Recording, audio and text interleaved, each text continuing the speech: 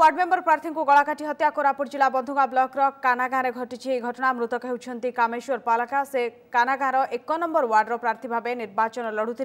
तेज गतकाली होता निर्वाचन में से परास्त होते गतकाली संध्यारे कामेश्वर घर बाहर को जाते तेज आज सकाଳେ घर निकट में गलाकटा अवस्था मृतदेह मिलता पुलिस घटनास्थल में पहुंची कामेश्वर मोबाइल जबत कर तदंत चलाई तेज एपर्यंत हत्यार कारण किसी स्पष्ट जनापड़ना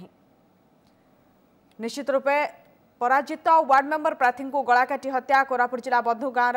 कानागाँव घटी घटना मृतक होती कामेश्वर पालका से कानागाँव 1 नंबर वार्ड प्रार्थी भाव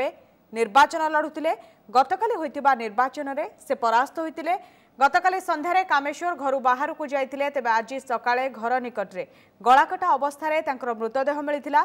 पुलिस घटनास्थल में पहुंची कामेश्वर मोबाइल जबत कर तदंत चलाई तेज एपर्यंत हत्यार कारण अस्पष्ट रही।